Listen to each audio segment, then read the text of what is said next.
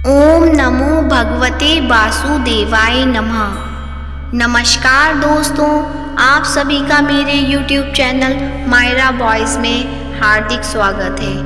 आज की इस वीडियो में हम आपको सत्यनारायण की कथा सुनाएंगे। कथा सुनने से पहले आप सभी से अनुरोध है कि वीडियो पसंद आए तो वीडियो को लाइक कीजिए, ज़्यादा से ज़्यादा शेयर कीजिए। यदि आप मेरे चैनल पे नए हैं तो चैनल को सब्सक्राइब कीजिए। तो प्रेम से बोलिए विष्णु भगवान की जय, सत्यनारायण भगवान की जय। एक समय की बात है, नैमिषारण्य तीर्थ में शौनकादि अष्टादि हजार ऋषियों ने श्री सूत जी से पूछा, हे प्रभु, इस कलयुग में वेद विद्या रहित मनुष्यों को प्रभु भक्ति किस प्रकार मिल सकती है तथा उनका उद्धार कैसे होगा। हे मुनि श्रेष्ठ, कोई ऐसा तप बताइए जिससे थोड़े समय में ही पुण्य मिले और मन वांछित फल भी मिल जाए। इस प्रकार की कथा सुनने की हम इच्छा रखते हैं। सर्व शास्त्रों के ज्ञाता सूत जी बोले, हे वैष्णवों में पूज्य, आप सभी ने प्राणियों के हित की बात पूछी है, इसलिए मैं एक ऐसे श्रेष्ठ व्रत को आप लोगों को बताऊंगा जिसे नारद जी ने लक्ष्मी नारायण जी से पूछा था और लक्ष्मीपति ने मुनि श्रेष्ठ नारद जी से कहा था। आप सब इसे ध्यान से सुनिए। एक समय की बात है, योगी राज नारद जी दूसरों के हित की इच्छा के लिए अनेकों लोकों में घूमते हुए मृत्यु लोक में आ पहुँचे। यहाँ उन्होंने अनेक योनियों में जन्मे प्राय सभी मनुष्यों को अपने कर्मों द्वारा अनेकों दुखों से पीड़ित देखा। उनका दुख देख नारद जी सोचने लगे कि कैसा यत्न किया जाए जिसके करने से निश्चित रूप से मानव के दुखों का अंत हो जाए। इसी विचार पर मनन करते हुए वह विष्णु लोक में गए। वहाँ वह देवों के ईश भगवान नारायण की स्तुति करने लगे, जिनके हाथों में शंख चक्र गदा और पद्म थे, गले में वरमाला पहने हुए थे। स्तुति करते हुए नारद जी बोले, हे भगवान, आप अत्यंत शक्ति से संपन्न हैं, मन तथा वाणी भी आपको नहीं पा सकती है। आपका आदि मध्य तथा अंत नहीं है। निर्गुण स्वरूप रूप के कारण भक्तों के दुख को दूर करने वाले आपको मेरा नमस्कार है। नारद जी की स्तुति सुन विष्णु भगवान बोले, हे मुनि श्रेष्ठ, आपके मन में क्या बात है? आप किस काम के लिए पधारे हैं, उसे निसंकोच कहो। इस पर नारद जी मुनि बोले कि मृत्यु लोक में अनेक योनियों में जन्मे मनुष्य अपने कर्मों के द्वारा अनेक दुख से दुखी हो रहे हैं। हे नाथ, आप मुझ पर दया रखते हैं तो बताइए कि वो मनुष्य थोड़े प्रयास से ही अपने दुखों से कैसे छुटकारा पा सकते हैं। श्री हरि बोले, हे नारद, मनुष्यों की भलाई के लिए तुमने बहुत अच्छी बात पूछी है, जिसके करने से मनुष्य मुंह से छूट जाता है। वह बात मैं कहता हूँ, उसे सुनो। स्वर्ग लोक व मृत्यु लोक दोनों में एक दुर्लभ उत्तम व्रत है जो पुण्य देने वाला है। आज प्रेमवश होकर मैं उसे तुमसे कहता हूँ। श्री सत्यनारायण भगवान का यह व्रत अच्छी तरह विधान पूर्वक करने से मनुष्य तुरंत ही यहाँ सुख भोग कर मरने पर मोक्ष पाता है। श्री हरि के वचन सुन नारद जी बोले कि उस व्रत का फल क्या है और उसका विधान क्या है। यह व्रत किसने किया था, इस व्रत को किस दिन करना चाहिए, सभी कुछ विस्तार में बताएं। नारद जी की बात सुनकर श्री हरि बोले, दुख व शोक को दूर करने वाला यह व्रत सभी स्थानों पर विजय दिलाने वाला है। मानव को भक्ति व श्रद्धा के साथ शाम को श्री सत्यनारायण की पूजा धन परायण होकर ब्राह्मणों बंधुओं के साथ करनी चाहिए। भक्ति भाव से ही नैवेद्य केले का फल, घी, दूध और गेहूं का आटा सवाया लें। गेहूं के स्थान पर साठी का आटा, चक्कर तथा गुड़ लेकर सभी भक्षण योग्य पदार्थों को मिलाकर भगवान का भोग लगाएं। ब्राह्मणों सहित बंधु बांधवों को भी भोजन कराएं। उनके बाद स्वयं भोजन करें। भजन कीर्तन के साथ भगवान भक्ति में लीन हो जाएं। इस तरह से सत्यनारायण भगवान का यह व्रत करने पर मनुष्य की सारी इच्छाएं निश्चित रूप से पूरी होती हैं। इस कलिकाल अर्थात कलयुग में मृत्यु लोक में मोक्ष का यही सरल उपाय है। इति श्री सत्यनारायण व्रत कथा प्रथम अध्याय संपूर्ण। श्रीमन्नारायण नारायण नारायण भजमन्नारायण नारायण नारायण। फिर सूत जी बोले, हे ऋषियों, जिसने पहले समय में इस व्रत को किया था उसका इतिहास कहता हूँ, ध्यान से सुनो। सुंदर काशीपुर नगरी में एक अत्यंत निर्धन ब्राह्मण रहता था। भूख प्यास से परेशान वह धरती पर घूमता रहता था। ब्राह्मणों से प्रेम करने वाले भगवान ने एक दिन ब्राह्मण का वेश धारण कर उसके पास जाकर पूछा, हे विप्र, नित्य दुखी होकर तुम पृथ्वी पर घूम रहे हो क्यों? दीन ब्राह्मण बोला, मैं निर्धन ब्राह्मण हूँ, भिक्षा के लिए धरती पर घूमता हूँ। हे भगवान, यदि आप इसका कोई उपाय जानते हो तो बताइए।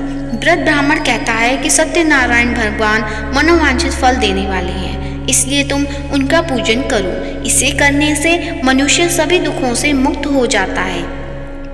व्रत ब्राह्मण बनकर आए सत्यनारायण भगवान उस निर्धन ब्राह्मण को व्रत का सारा विधान बताकर अंतर्ध्यान हो गए। ब्राह्मण मन ही मन सोचने लगा कि जिस व्रत को व्रत ब्राह्मण करने को कह गया है मैं उसे जरूर करूंगा।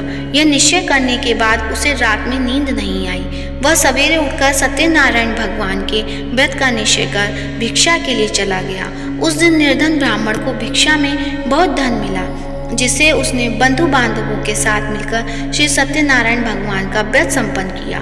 भगवान सत्यनारायण का व्रत संपन्न करने के बाद वह निर्धन ब्राह्मण सभी दुखों से छूट गया और अनेक प्रकार की संपत्तियों से युक्त हो गया। उसी समय से यह ब्राह्मण हर माह इस व्रत को करने लगा। इस तरह से सत्यनारायण भगवान के व्रत को जो मनुष्य करेगा वह सभी प्रकार के पापों से छूटकर मोक्ष को प्राप्त होगा। जो मनुष्य इस व्रत को करेगा वह भी सभी दुखों से मुक्त हो जाएगा। सूत जी बोले कि इस तरह से नारद जी से नारायण जी का कहा हुआ श्री नारायण व्रत को मैंने तुमसे कहा।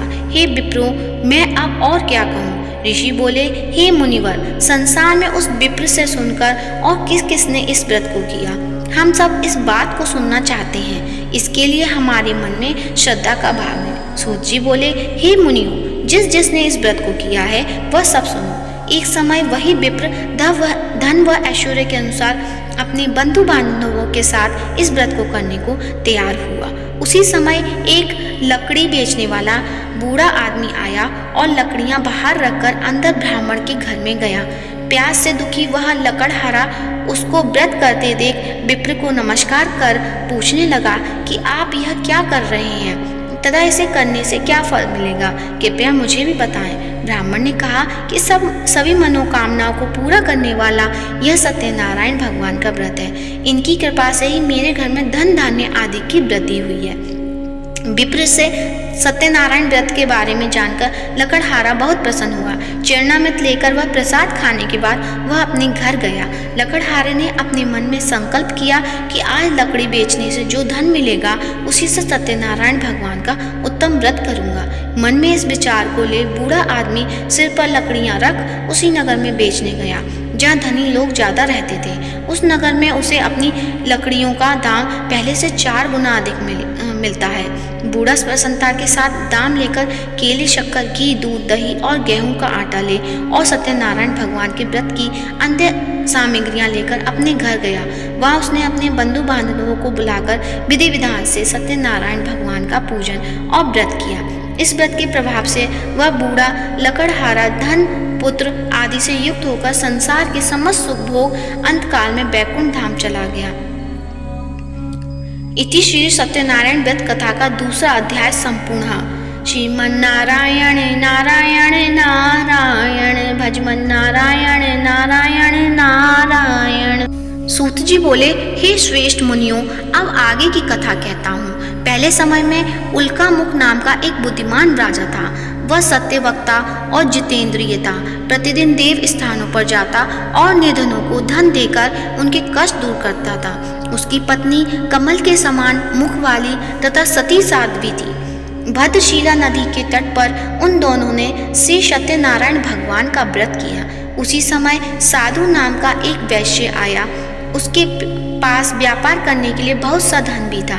राजा को व्रत करते देख वह विनय के साथ पूछने लगा कि हे राजन, भक्ति भाव से पूर्ण होकर आप यह क्या कर रहे हैं? मैं सुनने की इच्छा रखता हूँ, तो आप मुझे बताएं। राजा बोले, हे साधु, अपने बंधु बांधवों के साथ पुत्रादि की प्राप्ति के लिए एक महाशक्तिमान श्री सत्यनारायण भगवान का व्रत व पूजन कर रहा हूँ। राजा के वचन सुन साधु आदर से बोला, हे राजन, मुझे इस व्रत का सारा विधान कहिए। आपकी कथानुसार मैं भी इस व्रत को करूँगा। मुझे भी संतान नहीं है और इस व्रत को करने से निश्चित रूप से मुझे संतान की प्राप्ति होगी। राजा से व्रत का सारा विधान सुन व्यापार से निवृत्त हो वह अपने घर गया। साधु वैश्य ने अपनी पत्नी को संतान देने वाले इस व्रत का वर्णन कह सुनाया और कहा कि जब मेरी संतान होगी तब मैं इस व्रत को करूँगा। साधु ने इस तरह वचन अपनी पत्नी लीलावती से कहे। एक दिन लीलावती पति के साथ आनंदित हो सांसारिक धर्म में प्रवृत्त होकर श्री सत्यनारायण भगवान की कृपा से गर्भवती हो गई। 10वें महीने में उसके गर्भ से एक सुंदर कन्या ने जन्म लिया। दिनों दिन वह ऐसे बढ़ने लगी जैसे कि शुक्ल पक्ष का चंद्रमा बढ़ता है। माता पिता ने अपनी कन्या का नाम कलावती रखा। एक दिन लीलावती ने मीठे शब्दों में अपने पति को याद दिलाया कि आपने सत्यनारायण भगवान के जिस व्रत को करने का संकल्प किया था उसे करने का समय आ गया है। आप इस व्रत को करिए। साधु बोला कि हे प्रिय, इस व्रत को मैं उसके विवाह पर करूँगा। इस प्रकार अपनी पत्नी को आश्वासन देकर वह नगर को चला गया। कलावती पिता के घर में रह वृद्धि को प्राप्त हो गई। साधु ने एक बार नगर में अपनी कन्या को सखियों के साथ देखा तो तुरंत ही दूत को बुलाया और कहा कि मेरी कन्या के योग्य वर देखकर आओ। साधु की बात सुनकर दूत कंचन नगर में पहुंचा और वहां देखभाल कर लड़की के सुयोग्य वाणिक पुत्र को ले आया। सुयोग्य लड़के को देख साधु ने बंधु बांधवों को बुलाकर अपनी पुत्री का विवाह कर दिया। लेकिन दुर्भाग्य की बात, ये साधु ने अभी भी सत्यनारायण भगवान का व्रत नहीं किया। इस पर श्री भगवान क्रोधित हो गए और शाप दिया कि साधु को अत्यधिक दुख मिले। अपने कार्य में कुशल साधु बनिया जमाई को लेकर समुद्र के पास स्थित होकर रत्नासारपुर नगर में गया। वहां जाकर दामाद ससुर दोनों मिलकर चंद्रकेतु राजा के नगर में व्यापार करने लगे। एक दिन भगवान सत्यनारायण की माया से एक चोर राजा का धन चुराकर भाग रहा था। उसने राजा के सिपाहियों को अपना पीछा करते देखा। चुराया हुआ धन वहां रख दिया जहां साधु ने अपने जमाई के साथ ठहरा हुआ था। राजा के सिपाहियों ने साधु वैश्य के पास राजा का धन पड़ा देखा तो वह ससुर जमाई दोनों को बांधकर प्रसन्नता से राजा के पास गए और कहा कि उन दोनों चोरों हम पकड़ लाए हैं। आप आगे की कार्रवाई की आज्ञा दें। राजा की आज्ञा से उन दोनों को कठिन कारावास में डाल दिया गया और उनका सारा धन भी उनसे छीन लिया गया। श्री सत्यनारायण भगवान से शाप से साधु की पत्नी भी बहुत दुखी हुई। घर में जो धन रखा था उसे चोर चुरा ले गए। शारीरिक तथा मानसिक पीड़ा व भूख प्यास से अति दुखी हो अन्न की चिंता में कलावती के ब्राह्मण के घर गई। वहां उसने सत्यनारायण भगवान का व्रत होते देखा। फिर कथा भी सुनी। वह प्रसाद ग्रहण कर वह रात को वापस घर आई। माता के कलावती से पूछा कि हे पुत्री, अब तक तुम कहाँ थी? तेरे मन में क्या है? कलावती ने अपनी माता से कहा, हे माता, मैंने एक ब्राह्मण के घर में श्री सत्यनारायण भगवान का व्रत देखा है। कन्या के वचन सुन लीलावती भगवान के पूजन की तैयारी करने लगी। लीलावती ने परिवार व बंधुओं सहित श्री सत्यनारायण भगवान का पूजन किया और उनसे वर मांगा कि मेरे पति तथा जमाई शीघ्र घर आ जाए। साथ ही यह भी प्रार्थना की कि हम सबका अपराध क्षमा करें। श्री सत्यनारायण भगवान इस व्रत से संतुष्ट हो गए और राजा चंद्रकेतु को सपने में दर्शन दे कहा कि राजन, तुम उन दोनों वैश्यों को छोड़ दो और तुमने उसका जो धन लिया है उसे भी वापस कर दो। अगर ऐसा नहीं किया तो मैं तुम्हारा धन, राज्य व संतान सभी को नष्ट कर दूंगा। राजा को यह सब कहकर वह अंतर्ध्यान हो गए। प्रातःकाल सभा में राजा ने अपना सपना सुनाया। फिर बोले कि वणिक पुत्रों को कैद से मुक्त कर सभा में लाओ। दोनों ने आते ही राजा को प्रणाम किया। राजा मीठी वाणी में बोला, हे महानुभावों, भाग्यवश ऐसा कठिन दुख तुम्हें प्राप्त हुआ, लेकिन अब तुम्हें कोई भय नहीं है। ऐसा कह राजा ने उन दोनों को नए वस्त्रादु भूषण भी पहनाए और जितना धन उनका लिया था उससे दुगना धन वापस कर दिया। दोनों वैश्य अपने घर को चल दिए। सत्यनारायण व्रत कथा तृतीय अध्याय संपूर्ण। श्रीमन्नारायण नारायण नारायण भजमन नारायण नारायण नारायण। सूत जी बोले, वैश्य ने मंगलाचार कर अपनी यात्रा आरंभ की और अपने नगर की ओर चल दिए। उनके थोड़ी दूर जाने पर एक दंडी वैश्यधारी श्री सत्यनारायण ने उनसे पूछा, हे साधु, तेरी नाप में क्या है? अभिवाणी वणिक हंसता हुआ बोला, हे दंडी, आप क्यों पूछते हो? क्या धन लेने की इच्छा है? मेरी नाव में तो बैल व पत्ते भरे हुए हैं। वैश्य के कठोर वचन सुन भगवान बोले, तुम्हारा वचन सत्य हो। दंडी ऐसे वचन कह वहां से दूर चले गए। कुछ दूर जाकर समुद्र के किनारे बैठ गए। दंडी के जाने के बाद साधु वैश्य ने नित्य क्रिया के पश्चात नाव को ऊंची उठाते देखकर अचंभा माना और नाव में बेल पत्ते आदि देखकर मूर्छित हो जमीन पर गिर पड़ा। मूर्छा खुलने पर वह अत्यंत शोक में डूब गया। तब उसका दामाद बोला कि आप शोक न मनाएं, यह दंडी का शाप है, इसलिए हमें उनकी शरण में जाना चाहिए, तभी हमारी मनोकामना पूरी होगी। दामाद की बात सुनकर वह दंडी के पास पहुंचा और अत्यंत भक्तिभाव नमस्कार करके बोला, मैंने आपसे जो असत्य वचन कहे थे उनके लिए मुझे क्षमा दें। ऐसा कहकर महान शोकातुर हो रोने लगा। तब दंडी भगवान बोले, हे वणिक पुत्र, मेरी आज्ञा से बार बार तुम्हें दुख प्राप्त हुआ है, तुम मेरी पूजा से विमुख हुआ। साधु बोला, हे भगवान, आपकी माया से ब्रह्मा आदि देवता भी आपके रूप को नहीं जानते, तब मैं अज्ञानी कैसे जान सकता हूँ? आप प्रसन्न होइए, अब मैं सामर्थ्य के अनुसार आपकी पूजा करूँगा। मेरी रक्षा करो और पहले के समान नौका में धन भर दो। साधु वैश्य के भक्तिपूर्वक वचन सुनकर भगवान प्रसन्न हो गए और उनकी इच्छानुसार वरदान देकर अंतर्ध्यान हो गए। ससुर जमाई जब नाव पर आए तो नाव धन से भरी हुई थी। फिर वही अपने अन्य साथियों से के साथ सत्यनारायण भगवान का पूजन कर अपने नगर को चल दिए। जब नगर के नजदीक पहुँचे तो दूत को घर पर खबर करने के लिए भेज दिया। दूत साधु की पत्नी को प्रणाम कर कहता है कि मालिक अपने दामाद सहित नगर के निकट आ गए हैं। दूत की बात सुन साधु की पत्नी लीलावती ने बड़े हर्ष से सत्यनारायण भगवान का पूजन कर अपनी पुत्री कलावती से कहा कि मैं अपने पति के दर्शन को जाती हूँ, तू कार्य पूर्ण कर शीघ्र ही आ जा। माता के ऐसे वचन सुन कलावती जल्दी से मैं प्रसाद छोड़ अपने पति के पास चली गई। प्रसाद की अवज्ञा के कारण श्री सत्यनारायण भगवान रुष्ट हो गए और नाव सहित उसके पति को पानी में डुबो दिया।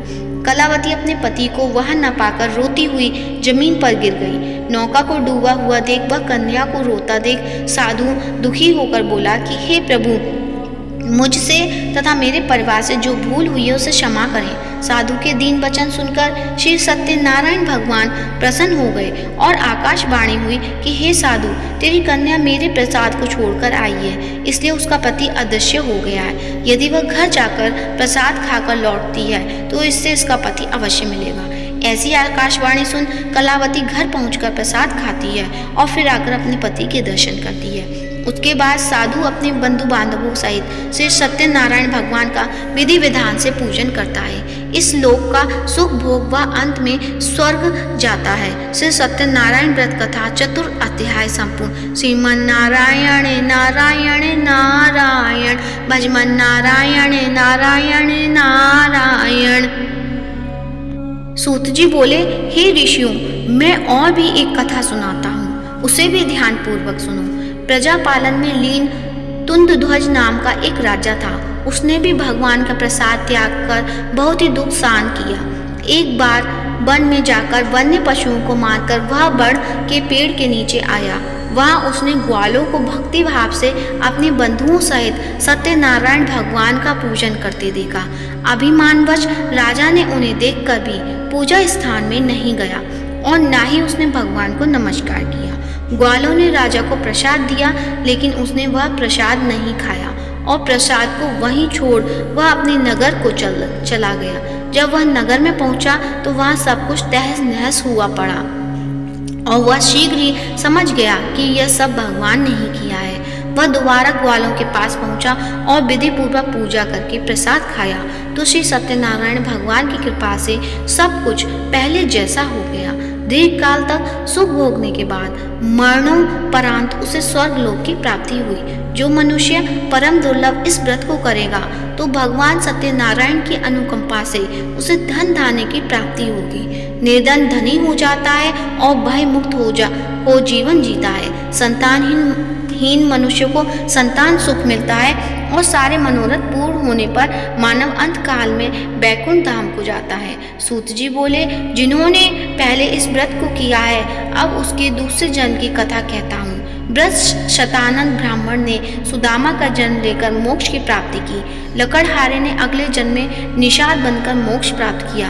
उल्कामुख नाम का राजा दशरथ होकर बैकुंठ को गए। साधु नाम के वैश्य ने मोर ध्वज बनकर अपने पुत्र को आरे से चीरकर मोक्ष पाया। महाराज तुंग ध्वज ने स्वयंभू होकर भगवान में भक्ति युक्त होकर मोक्ष पाया। बोल सत्यनारायण भगवान की जय। श्रीमन नारायणे नारायणे नारायणे भजमन नारायण नारायणे नारायण।